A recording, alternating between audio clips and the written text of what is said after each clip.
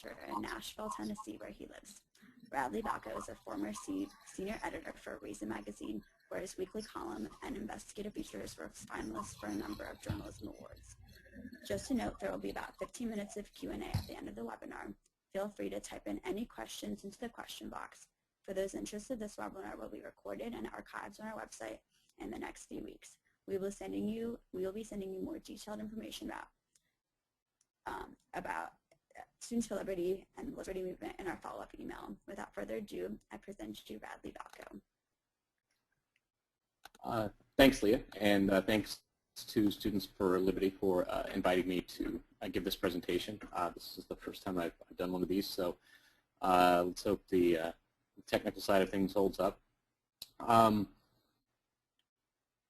So the title of my talk tonight is The Criminalization of Nearly Everything, and the general idea here is that we're supposed to be a nation of laws, and we've reached the point where we have so many laws, and so many laws that have been written so vaguely and can be interpreted so broadly that we've basically anything and everything could potentially be illegal, and that when you reach that point, you're no longer a nation of laws, but you are a nation ruled by men, and that the criminal justice system then becomes politicized, and this is a pretty dangerous situation.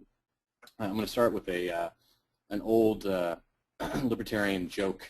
It starts like this. There are 3 gas station managers in there sitting in a jail cell, and the prison guard looks at the first one. He thinks this is sort of an unusual situation, right, to have three people who all manage gas stations sitting in the same jail cell.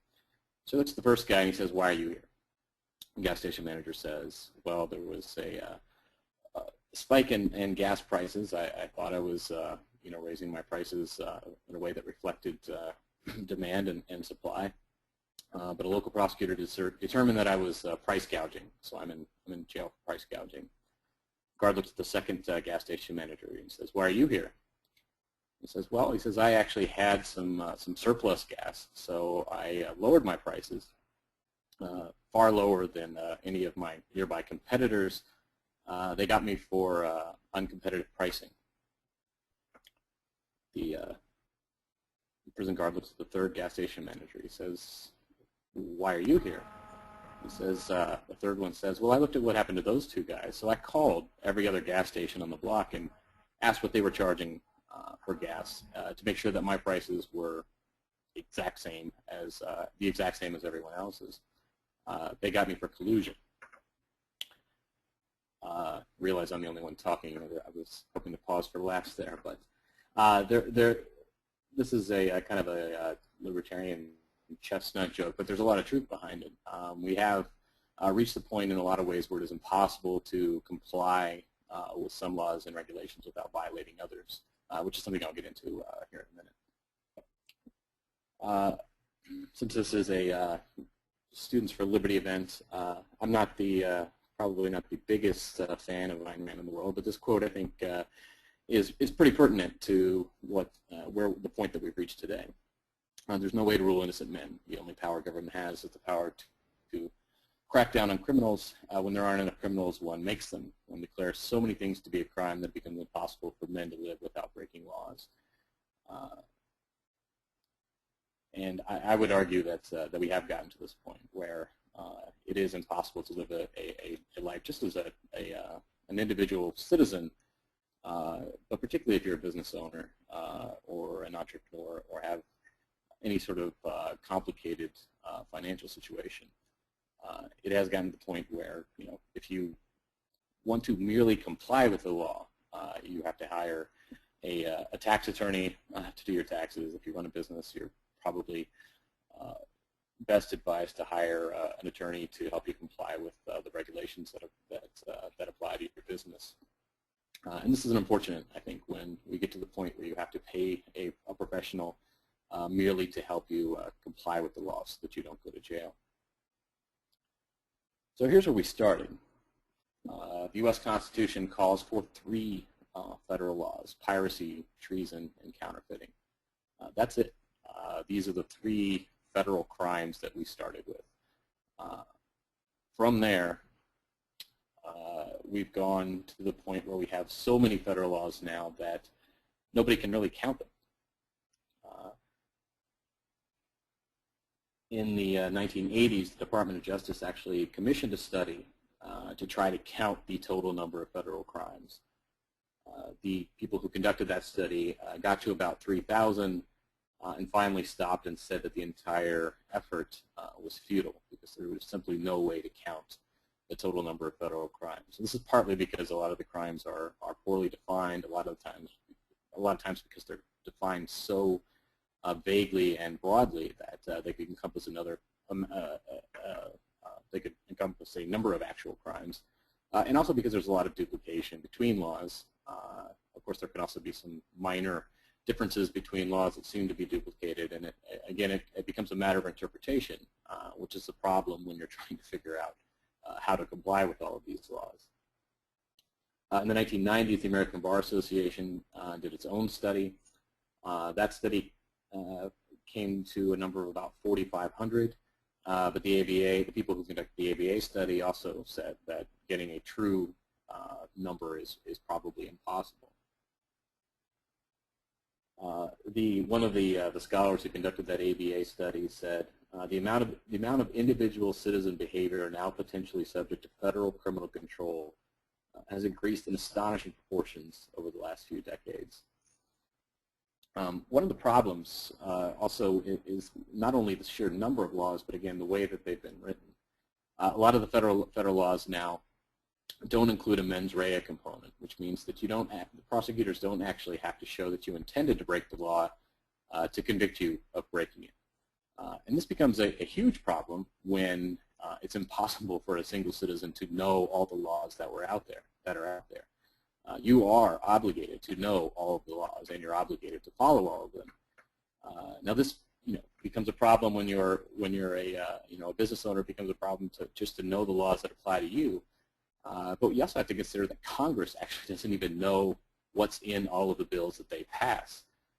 There was a funny, darkly funny, I guess, moment after the campaign finance laws passed a few years ago, the McCain-Feingold laws, where Congressman Matsui from California, who was one of the chief sponsors of the legislation in the House, actually commented that he had no idea just how far the campaign finance regulations went. In fact, the House had to hold a special session where they brought in lawyers to train them on how to comply with the laws that they had just passed. Now, this is a law that Congress passed that applied to itself, right?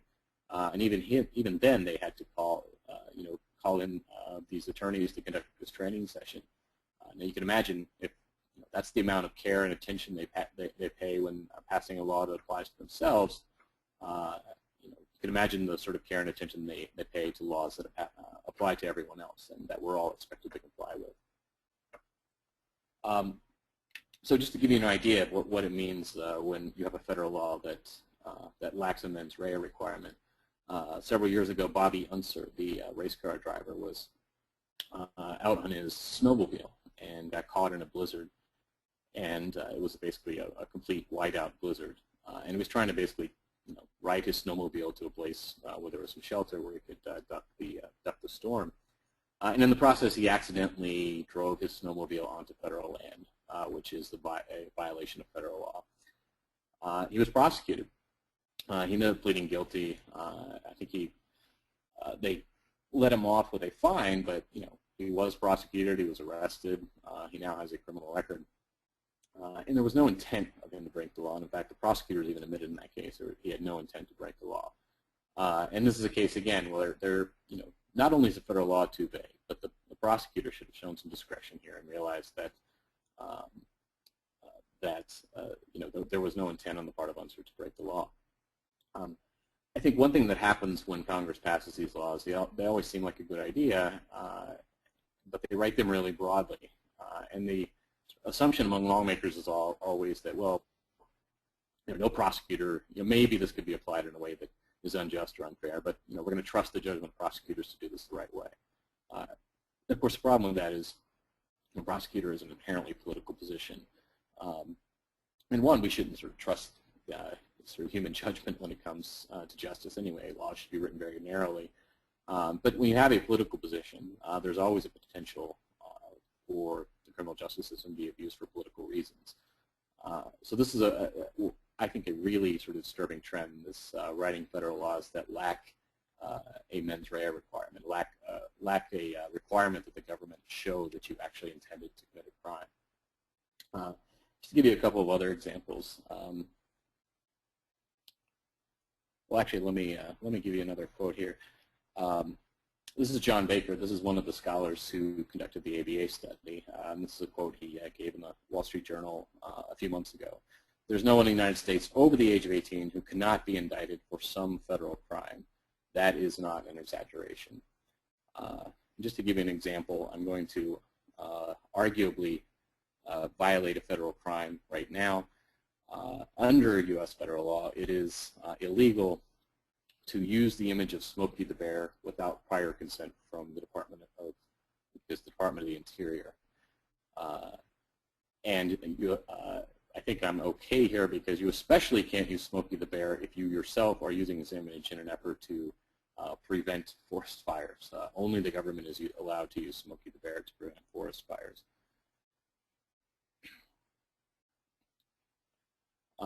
This is a book that came out last year, I think. Harvey Silverglade is a civil libertarian who was in Boston, also a criminal defense attorney. And the point I've sort of been stressing so far in this presentation is the point he makes throughout this book. The book is called 3 Felonies a Day, and Silverglade's thesis here is that it is, again, it is impossible for someone, a normal citizen, sort of going about his course of business, particularly if he owns a business or if he, again, if he has any kind of a complicated financial situation, the average person in these situations commits 3 felonies each day, whether he intends to or not. And again, this is a very sort of scary situation that we find ourselves in, because now whether or not you're a criminal has nothing to do with whether you're trying to comply with the law. It is whether or not the prosecutor who has power in your jurisdiction wants to find something to charge you with. The other thing to keep in mind also is that even if you are acquitted of a federal crime or even a state crime in some cases, you don't. In most cases, you don't get your money back, right? You don't get the time you spent in jail back. You don't. You don't get compensated for being arrested. If you lose your job in the process, the government doesn't compensate you for that. The federal government is supposed to compensate you for, if you're charged with a crime and later acquitted, the federal government is supposed to pay you for the money you spend on your defense. But a USA Today study actually that came out earlier this year showed that that actually very rarely happens. One, because a lot of times the charges are dropped before it gets to trial, so you don't get the actual acquittal that you need to get reimbursed. Or other times they'll offer a plea to a misdemeanor charge, which only amounts to a fine. And even if you're completely innocent, the prospect of paying a fine and getting a misdemeanor charge is often preferable to going to court and spending a lot of money to defend yourself on a charge where if you can get convicted, you could be spending time in prison. Let's go back to the lack of a mens rea requirement. A relatively well-known case now, the case of Abner Schoenwetter, who was a lobster importer here in the U.S., and he was importing lobsters from Honduras. There's actually a federal law that says if you're importing animals or plants, or I think some other natural resource included in that, from another country, you're obligated to follow the laws of that country, the environmental laws of that country. The interesting thing here, though, is it's not up to that country to determine whether or not you broke their own laws. It's actually up to U.S. attorneys and courts in the U.S. to determine, and customs. Sorry about that. My dog gets very upset about some of these laws. It's actually up to Davey. It's actually up to U.S. attorneys and courts to determine if you broke the law.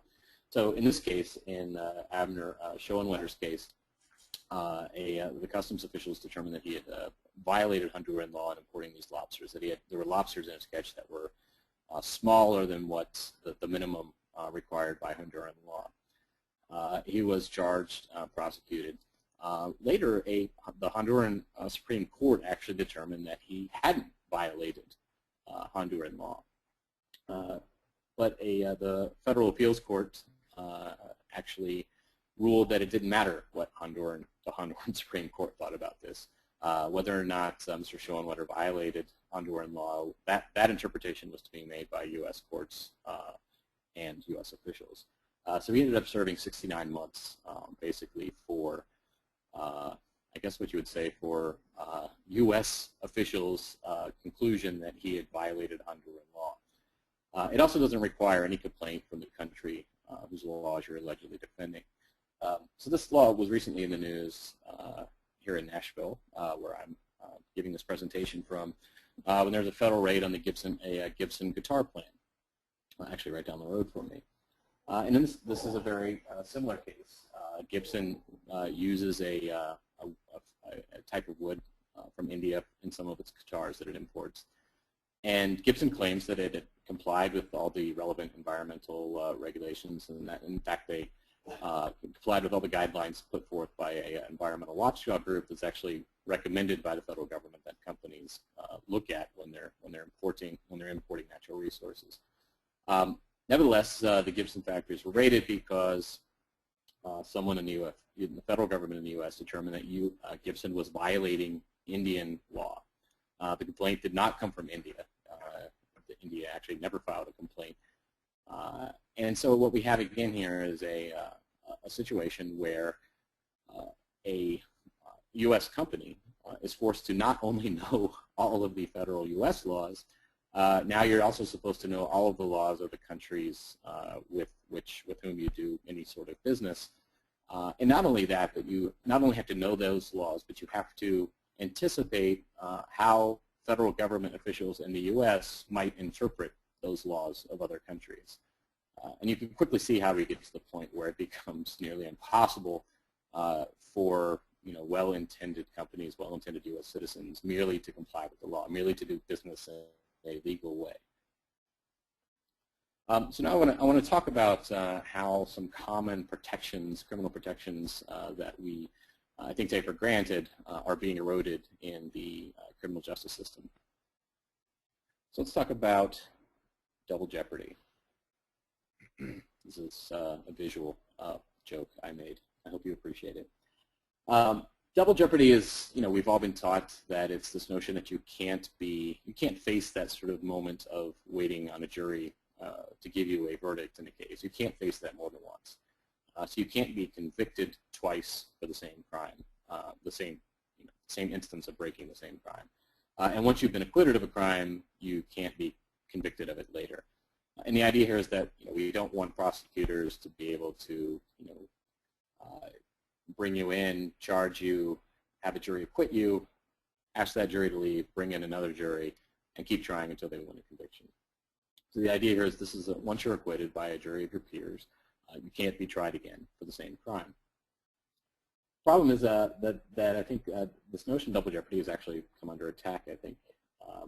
And one way it's come under attack is this notion of separate sovereigns. So you can face a crime at the state level and be acquitted, but if federal authorities feel that justice was not served by that acquittal, they can come in and then charge you on what are essentially the same charges in federal court. And the U.S. Supreme Court has ruled that because they are two different governments or separate sovereigns, double jeopardy does not apply here. You're not protected by the Constitution's prohibition on double jeopardy.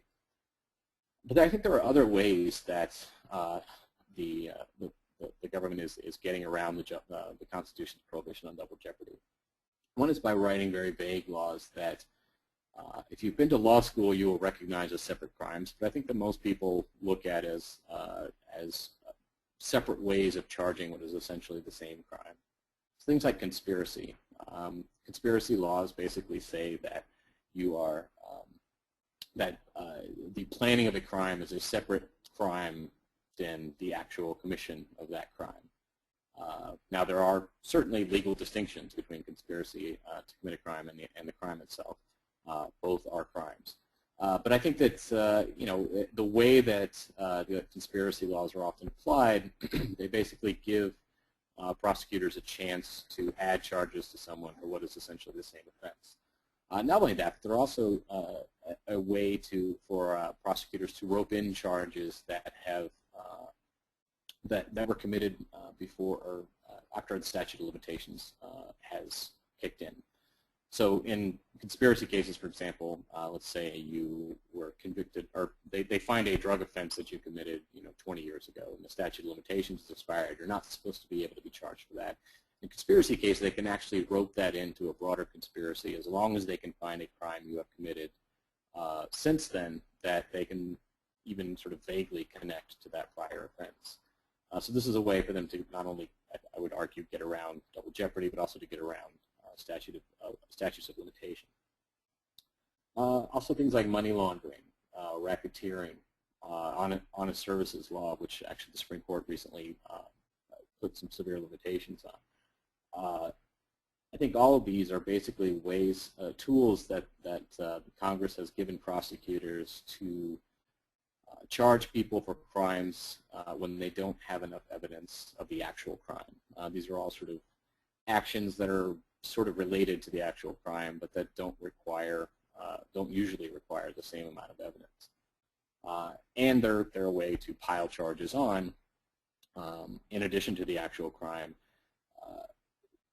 One, to make it more likely that they'll get a conviction, but also, at this point you're looking at multiple counts, you're looking at a longer sentence, you're more likely to take a plea bargain of some kind.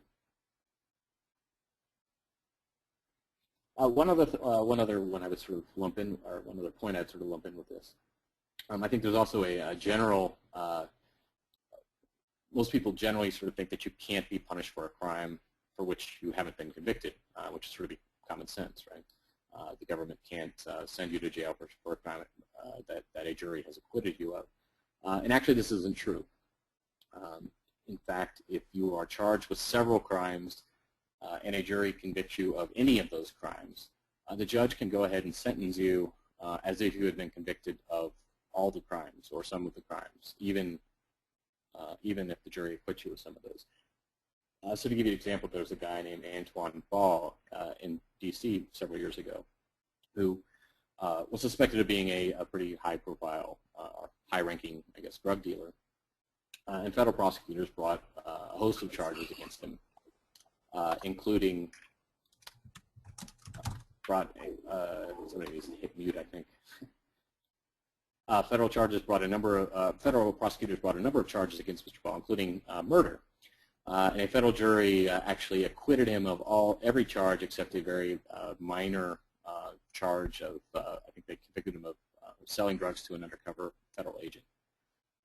The federal judge in the case actually sentenced him as if he had been convicted of the murder.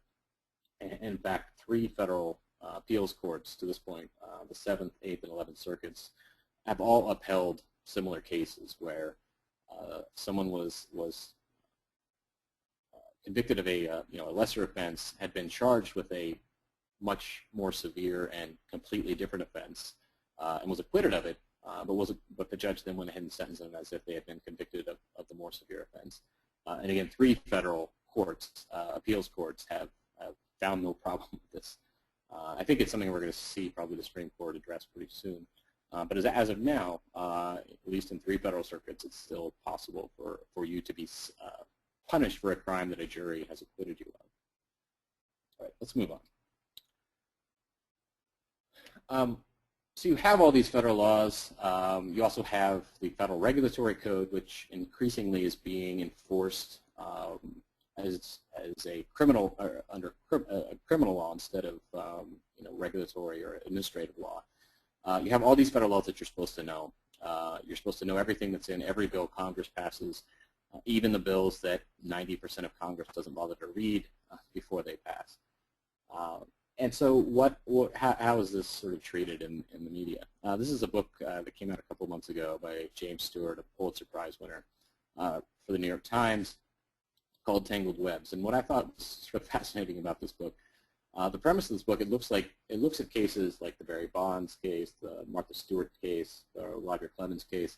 The Stewart's general thesis is one of the worst things going on in America right now, one of the worst trends, something we should all be very wary and afraid of, is the fact that when people get pursued by federal prosecutors, they sometimes lie. That this is, you look at this giant, massively expanding criminal code, massively expanding regulatory code, massive expanse of prosecutorial power, and the thing that bothers Stewart is that these people, when federal prosecutors set their sights on them, they sometimes lie. Of course, in a lot of these cases, they would argue that they hadn't even lied, that they had just misremembered. But I find it to be a sort of fascinating and slightly absurd perspective on what's going on. The Roger Clemens case in particular, well, let's look at Barry Bonds. I mean, the federal government spent $55 million on to prosecute Barry Bonds, and they managed to convict him of, I believe it was, I think it was lying to federal investigators. They spent $6 million investigating Martha Stewart, and in her case, they actually convicted her of lying to investigators who were investigating something that she was never charged for because they didn't have enough evidence to charge her. Roger Clemens, I think is my favorite example. Clemens is being pursued, and the judge in that case has actually berated federal prosecutors a couple times in the case. But Clemens is actually being charged with lying to Congress at the congressional steroid hearings, which I think that lying to a room full of politicians, charging someone for lying to a room full of politicians is a little like charging a woman for flashing her breasts at a stripper, right? These are people who lie basically for a living and who become more successful based on how well they can lie. So the idea that a U.S. citizen brought before Congress would be charged with lying, particularly over something as silly as performance-enhancing drugs in baseball,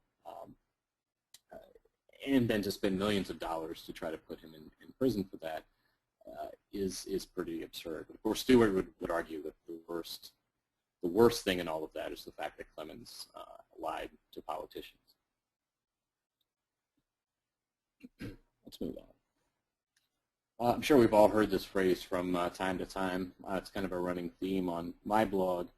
And it's this idea that, anytime we're bothered by something, anytime somebody acts like an idiot, anytime someone does something mean or cruel, we need to pass a law criminalizing that behavior. And it's really an unfortunate and I think common, increasingly common mentality. This reliance on the criminal justice system to address problems that we used to address in other ways, and to the only way that we can show that we're serious about something is by passing a law that makes it criminal. So we've all heard about these sort of absurd old laws, and we all sort of laugh at them. Laws like it's illegal to scratch your mule on a Tuesday afternoon. These laws that were passed decades, usually a century or more ago, that have no real relevance today, and probably didn't at the time. But we're seeing laws like this passed now by current politicians and current state legislators across the country. Let me give you a few examples. There was an Indiana legislator, this law didn't pass, but actually introduced a law that would make it criminal to sell or wear racy Abercrombie and Fitch t-shirts. Right? Remember the kind of moral rights outrage over the Abercrombie and Fitch catalog a few years ago. So this legislator responded by wanting to make it criminal to sell or wear racy Abercrombie and Fitch gear. In Michigan, the legislature barely voted on a bill that would make it a crime to lie in online dating profiles, which I think would make just about everyone who attempts online dating a criminal. In Ohio, it's actually illegal to pretend that a substance is an illegal drug. And the way you want to see how this law works in action, a couple years ago, 2 elementary students were arrested and charged for bringing parsley to school and telling their classmates that it was marijuana. They weren't trying to sell it. Basically, they were trying to act big and tough and tell their classmates that they had drugs. It turned out to be parsley. They were charged anyway under this law.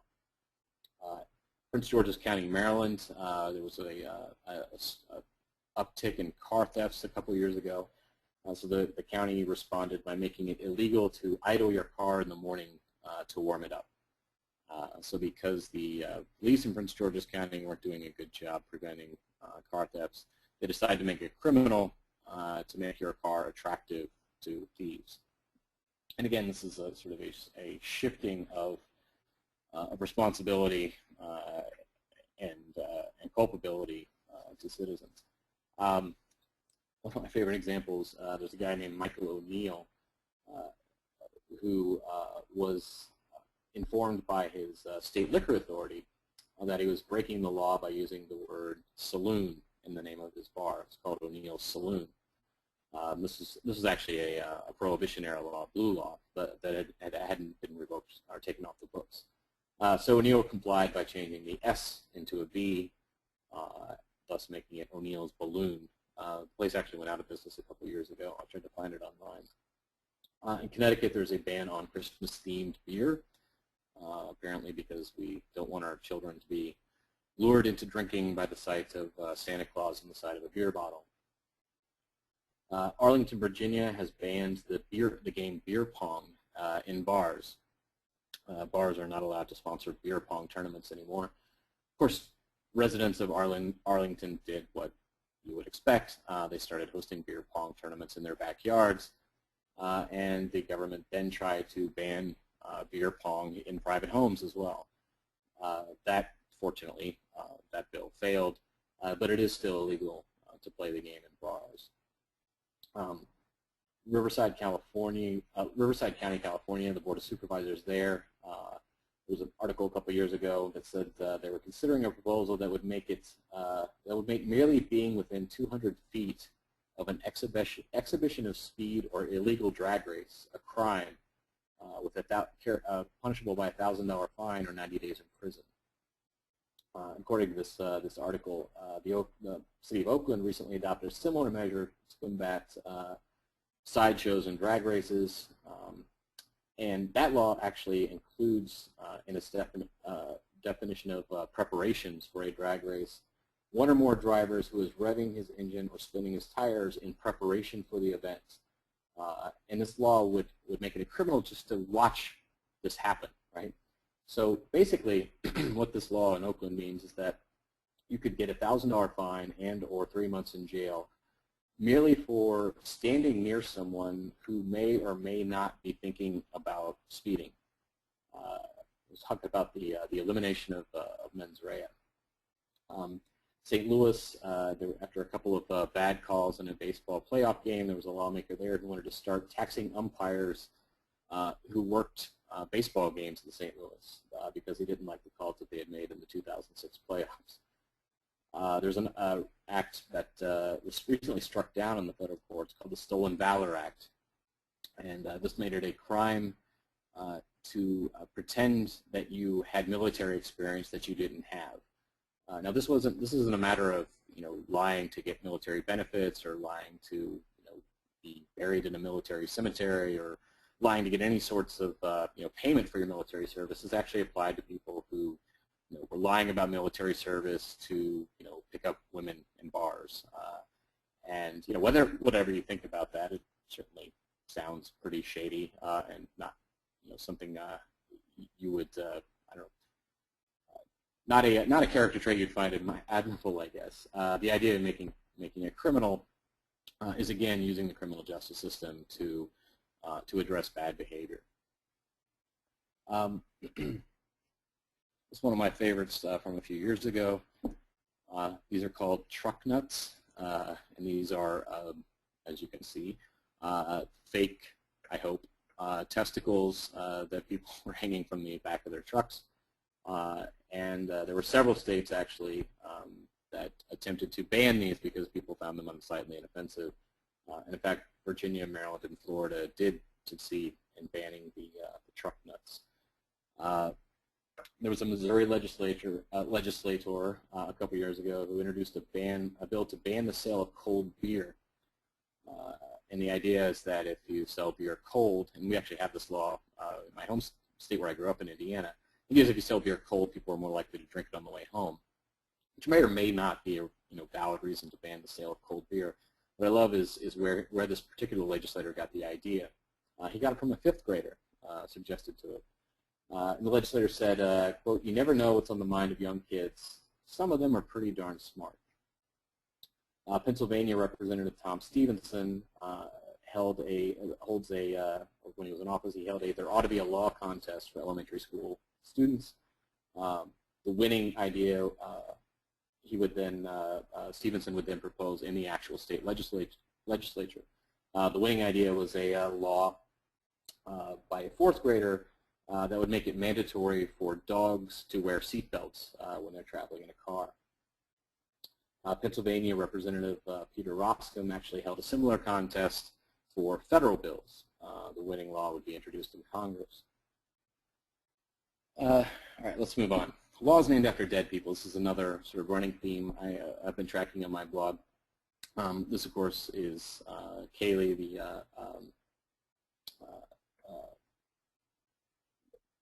who's been in the news, quite a bit over the last few months. Kaylee's Law was proposed by a woman named Raquel Hunter, and the idea was that she thought that Casey Anthony should be prosecuted for something, and that she had gotten away with murder.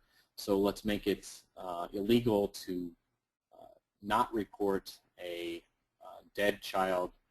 I think it was within an hour of the child's death, and to not report a missing child within 24 hours of the child disappearing. Now, you can come up with a lot of reasons why, or you can envision a lot of scenarios where innocent people will be caught up in this law. And I actually wrote a piece for Huffington Post a couple months ago outlining a lot of those scenarios. What you can't really picture is this law saving a single child's life. Right? If you have a parent who is depraved enough to kill his or her own child, the idea that there's now a law in that state making it criminal to not report that child's death within an hour of you having killed your child is not going to deter very many parents from going ahead and committing the act. After all, they are actually already planning to kill the kid. So this is basically just a law about vengeance. This is we want to make sure that there are other charges that we can pile onto people, and you don't have to be sympathetic to child murderers to understand that the problem with that is that these laws have a very real potential to ensnare innocent people.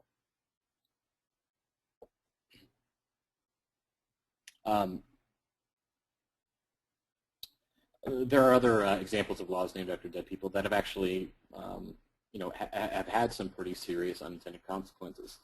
Megan's Law, which is the law that basically created sex offender registries. My former colleague at Reason, Jacob Solom, in the July issue actually wrote a very good feature article laying out all of the problems with the unanticipated problems with sex offender registries. And it's things like, the idea is that we need to notify everybody in the community when we have a sex offender in the area. The problem then is that state legislatures have then taken these registries and then started applying new restrictions to what happens to sex offenders when they get out. And they've basically been zoning them away from schools and daycare centers and churches to the point where in Florida, for example, there are sex offenders who, I believe it's Miami, who are living under a bridge because they've basically been zoned out of the city. There's nowhere else for them to go. The Michigan Supreme Court recently upheld the conviction of a homeless sex offender because the state law requires him to register his address with local authorities, and they ruled that the fact that he did not have an address did not exempt him from that requirement. In Georgia, sex offenders have been reduced to living in woods because, I believe it's in Atlanta, they've been effectively zoned out. And the problem, of course, is, again, you don't have to have any sympathy for sex offenders to see the problems here, which is that, if the idea is that sex offenders are a threat to society, then we should be giving them life sentences. We don't give them life sentences because we think that they're able to be rehabilitated.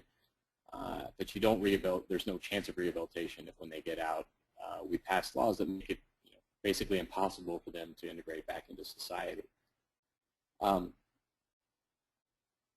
The other problem, of course, is that there are lots of people on sex offender lists who haven't committed actual sex crimes. There are people on sex offenders lists for streaking, for public urination, for having sex with your girlfriend at 19 while she's 17. And in fact, three state Supreme Courts now have ruled that you don't actually have to have committed a sex crime at all to be registered on the sex offender list. And the Adam Walsh Act, another law named after a crime victim, which is a federal law, actually requires the states to pass laws making child imprisonment of a child a sex crime, whether or not there's any sex act actually committed. And to see how this law plays out, there's a guy named Fitzroy Barnaby in the Chicago suburbs a few years ago who was driving his car. A little girl ran out in front of him on her bicycle. He almost struck and killed her. Barely missed her, slammed on his brakes. She tried to ride off. He grabbed her by the arm to lecture her and tell her, don't do that again. Now, whether he should have grabbed her by the arm, I guess, is up for debate. But under Illinois law, that his grabbing her by the arm qualified as this, child imprisonment or confining of a child. I can't remember the exact wording. But he was prosecuted under that and was a convicted sex offender and will now have to register as a sex offender. There's a case in Georgia where a teenager, drug dealer, I think was convicted of drug crimes, brought a friend along to help him collect a debt. The friend did not want to go. He forced him to come along. And there should certainly be charged for something with that, but he was actually charged again under one of these child imprisonment laws, which automatically made him a sex offender, and he will now have to register as a sex offender for the rest of his life as well. I think I'm running a little bit short on time here, so might skip the last section here. This is Tennessee State Senator Bill Ketron. I just wanted to give you sort of an idea of the mentality of the politicians who passed some of these laws. He's the one that introduced Cayley's Law here in Tennessee. Senator Ketron, in fact, on Twitter, he said he was looking forward to passing the law as quickly as possible after the state legislature convened, which, of course, is not how we want our laws passed, right? We want them passed as quickly as possible while the public is still outraged. We want them passed after hearings and after contemplation and after, considering the various effects that a bill might have, whether they're intended or not.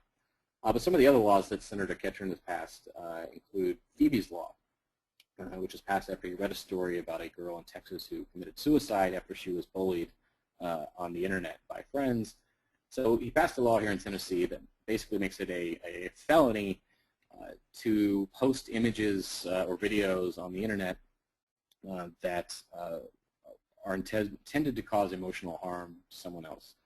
And the bill is blatantly unconstitutional. It's almost certainly going to be struck down. But it basically criminalizes, any sort of posting on the internet that mocks or ridicules someone, including, you could argue, this photo of Bill Ketron. He's also passed a bill, requiring politicians who are running for president to provide their long-form birth certificate. One of the co-sponsors of that bill, actually another legislator here in Tennessee, confessed when asked that she actually didn't know what a long-form birth certificate meant. Yet she sponsored legislation, making it mandating it for anyone wanting to run for president in Tennessee. Ketron has also sponsored a bill that would ban Sharia law, clearly not understanding what Sharia law was.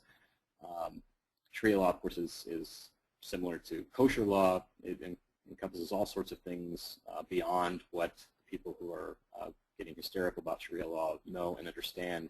It basically would have criminalized the practice of Islam in Tennessee.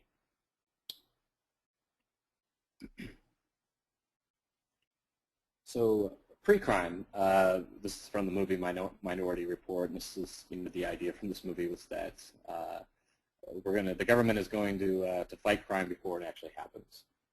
And I would argue that there are a number of laws we have that actually sort of fit this description. I'll give you an example. In 2005, the Consumer Product Safety Commission conducted a raid on a company called United Nuclear. By the way, the Consumer Product Safety Commission has its own SWAT team, as does the Department of Education, Department of the Interior, and a number of other federal departments that I think a lot of people would find surprising. the company that they raided, is United Nuclear, was a chemical supply company. But they were being raided not for selling harmful materials or violating environmental laws. They were raided for selling chemicals that are perfectly legal to sell on their own, but that if a customer with knowledge of the chemicals were to buy them, could combine them in a way to create illegal fireworks. And this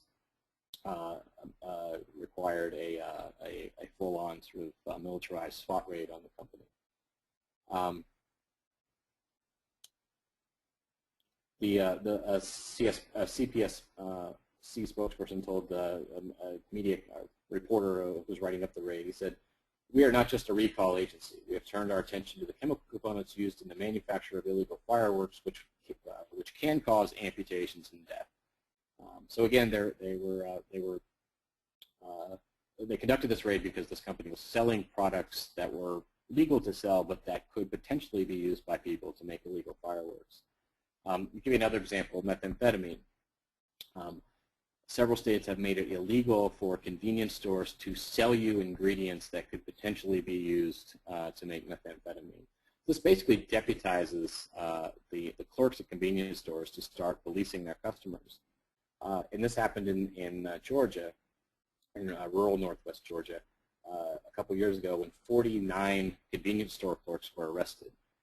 44 of them were Indian immigrants who spoke English as a second language, and this was in an operation called Operation Meth Merchants. This was a federal sting. It was the brainchild of U.S. Attorney David Namias. And basically, the U.S. Attorney sent undercover agents into convenience stores to buy ingredients that could potentially be used to make meth. And then he had them throw around terminology that I guess federal drug agents thought was the terminology used by people who actually make meth. And the idea is if you're a clerk in this store, you're supposed to recognize that language, recognize the ingredients, and refuse to sell the products. Of course, if you're an immigrant who doesn't speak much English, that seems to be putting a pretty severe burden on you to start policing the actions and behaviors of your customers. The sort of amusing side to this is that, according to defense attorneys in Georgia, the terminology that the undercover agents were using isn't actually used by people who deal with meth.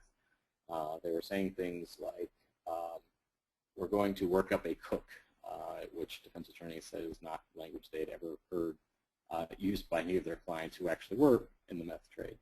But these people, these Indian store clerks, were facing federal felony charges. I mean, they were looking at years potentially in prison. The city of Chicago recently outlawed small plastic bags because they're often used to package drugs for sale. Of course, people who work in beads or jewelry also use those same bags, and they are now criminalized in the city of Chicago. Drug paraphernalia laws in general are pretty absurd. In most jurisdictions, a pipe, by itself, of course, is legal because it has a lot of legal uses. But a pipe that's found near some marijuana, or in some cases even near, for example, a book about how to grow pot, or a stack of issues of Normal magazine, this otherwise perfectly legal pipe now becomes illegal drug paraphernalia.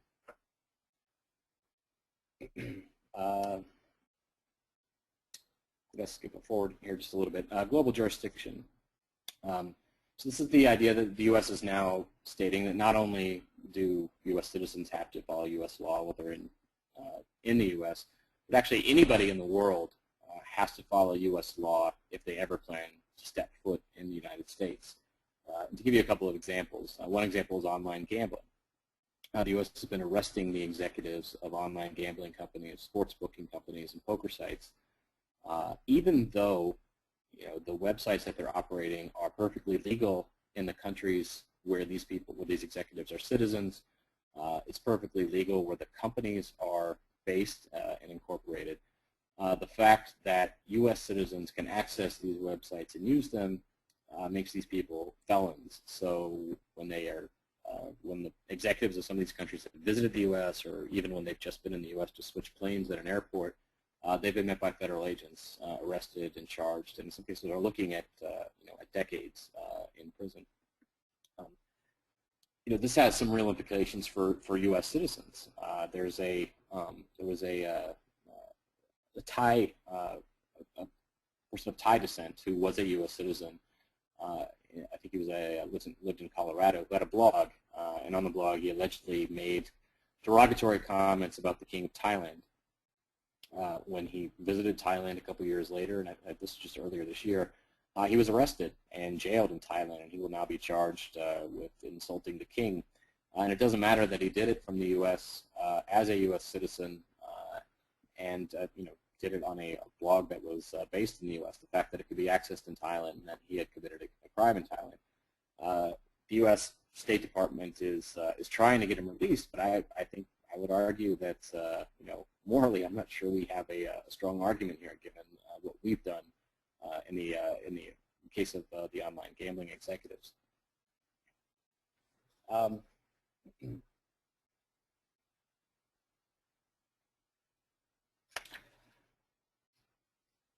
Let me just very quickly sort of go through here. This next section just talks about how prosecutors, basically how they're getting, the power the prosecutors has is expanding. They're getting more and more power. And not only they're getting more and more power, the political pressure to win convictions is increasing at the same time that we're seeing very little consequences for prosecutors who cross the line, for prosecutors who go too far. The faces you see on your screen, this is Mary Beth Buchanan on the left, who was a U.S. attorney in Pennsylvania, spent millions of dollars basically to convict Tommy Chong for selling glass pipes on the internet. Another great use of taxpayer resources. Prosecutor in the middle is a prosecutor from Mississippi named Forrest Allgood. Forrest Allgood, to my, I think the last count, had convicted 4 people of murder who were later exonerated or acquitted in a subsequent trial. One of my favorite examples, there was a DNA test exonerated somebody that he had been convicted of murder. The defense attorneys wanted to run the DNA from the crime scene against the state DNA database to see if they could find the real murderer. And Allgood actually fought this and actually told a New York Times reporter that there was no such database, which the reporter said came as a surprise to the person who had been running it for the last few years. The guy on the far right is Ed Jagels from Kern County, California. Jagels is probably the poster boy for, a lot of bad laws of the last 20 or 30 years, but he's also the poster boy for the ritual sex abuse panic in the 80s and 90s. Jagel convicted, I think it was 26 people of ritual sex abuse, of molesting, abusing children. 24 of those 26 convictions have since been overturned. They were all based on a lot of junk science and bad psychiatry, poor questioning of these children. There's very little evidence that any crime had ever been committed. What I think is interesting about Jagels is that he continued to be reelected even after all these people that he had convicted were later set free and exonerated and set free. Not only did he continue to be convicted, he was twice elected to an executive position on the California District for the California District Attorneys Association. And in fact, when he retired a couple years ago, the head of that organization then told the Associated Press that Jagels was a prosecutor's prosecutor, that he was a sort of prosecutor that other prosecutors should look up to, which is pretty remarkable given that this is a guy who put at least 24 innocent people in prison for a pretty, a crime that most of us consider pretty heinous, and that they hadn't actually committed. Of course, this is, a lot of you have probably seen this chart, but this is the effect of all of this, right? Our incarceration rates have exploded over the last 20 or 30 years to the point where proportionally and in total population, we far and away lead the world in imprisoning people. In fact, I think the one way of putting it is we have, I think it's 1/10 of the world's population and 1/4 of its prison population. I'm not sure the exact fractions there, but we have a vastly disproportionate prison population compared to the rest of the world. I'm going to skip through this section actually because we're running a little bit low on time. But I do want to, those of you who have seen my talk on SWAT teams and police militarizations, this part of the talk really addresses, we have all these laws, we have these increasing powers of prosecutors. The other sort of prong in this whole kind of problem is that the way these laws are being enforced and the way that power is being enforced, the government is trending toward using the maximum amount of force all the time. That is, overwhelming force is the first option, not the last option. And so if you've seen my SWAT talk, you know that we're seeing SWAT teams used for routine drug raids on low-level, non-violent drug offenders. But let me jump forward here. We're also increasingly seeing SWAT teams now being used in other non-violent crimes. So we're seeing neighborhood poker games broken up by SWAT teams. And this is a video that Reason TV did a few years ago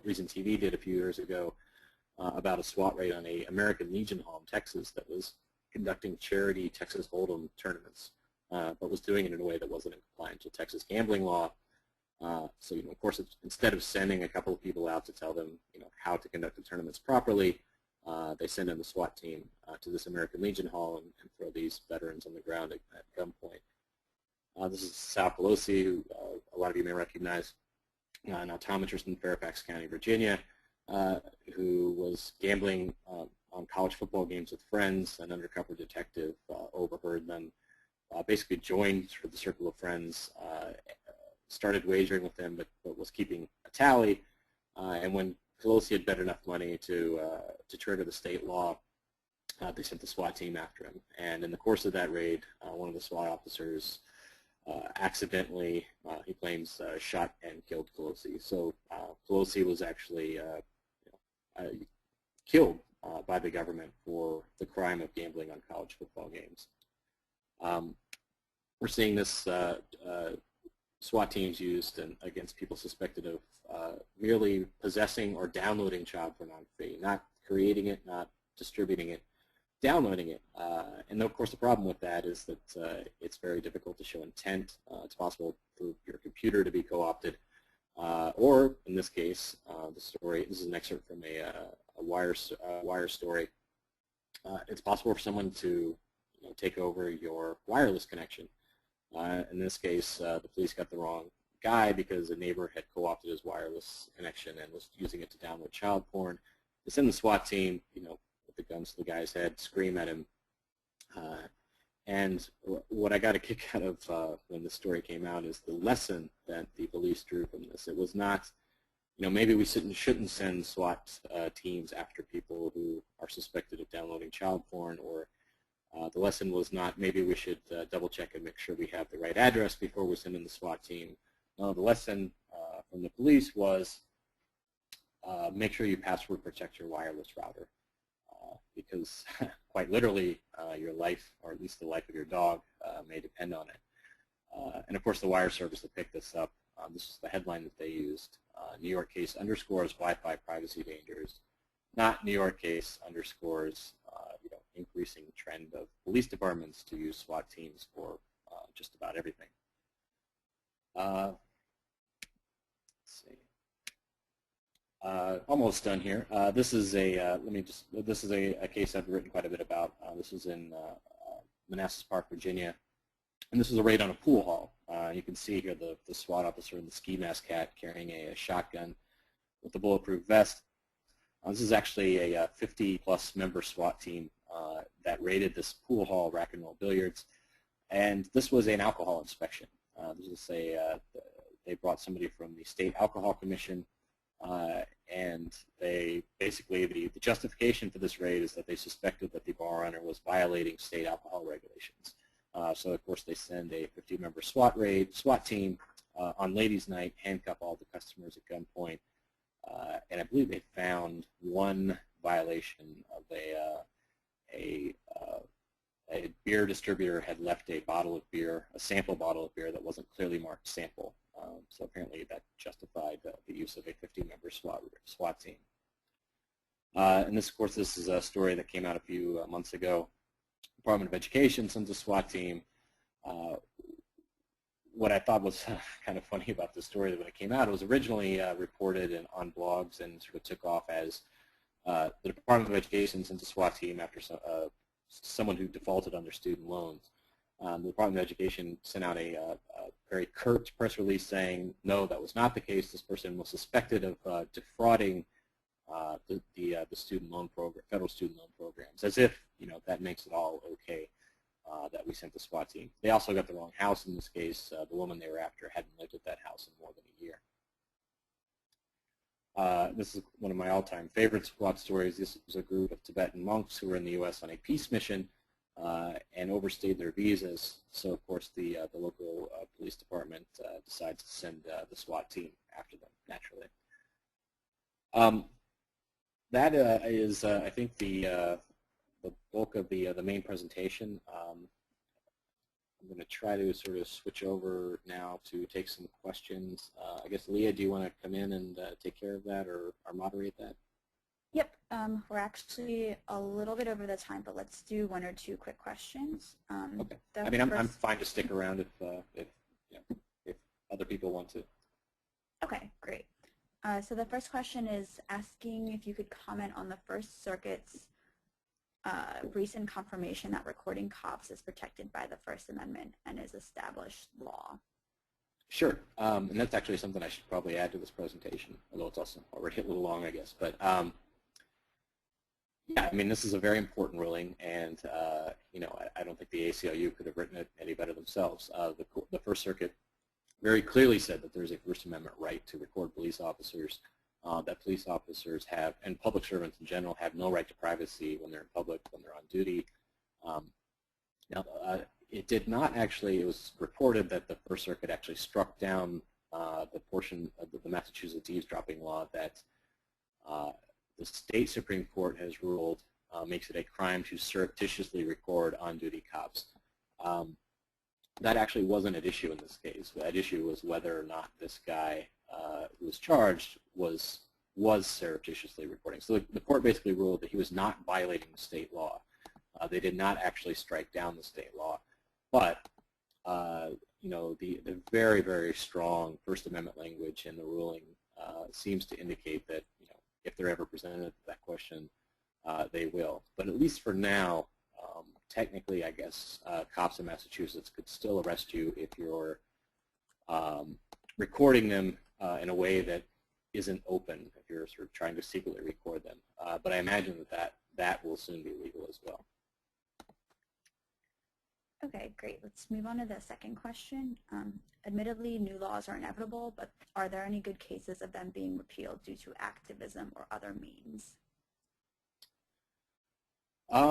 It's pretty rare. I mean, we get sometimes Congress or state legislatures will lower taxes, but it's, I mean, it's rare enough that I can't think of any examples off the top of my head. I'm sure it's happened, but it's pretty rare for Congress or a state legislature to repeal a law. It's pretty rare for them to, limit their own power in any way generally. But people often ask sort of what sorts of solutions or policy ideas would combat this problem. And I think one of them is it would be good to have a sunset provision put in every law, both something to shoot for at the state level and the federal level, so that Congress has to go back and revisit these laws every 5 years and see if they're being forced in a way that's just, but also if they're still even necessary. I think that in itself was a good exercise, but also if we force them to go back and review these laws every few years, even every 5 years, I think that's going to take up a lot of time that they could spend otherwise spend passing new laws.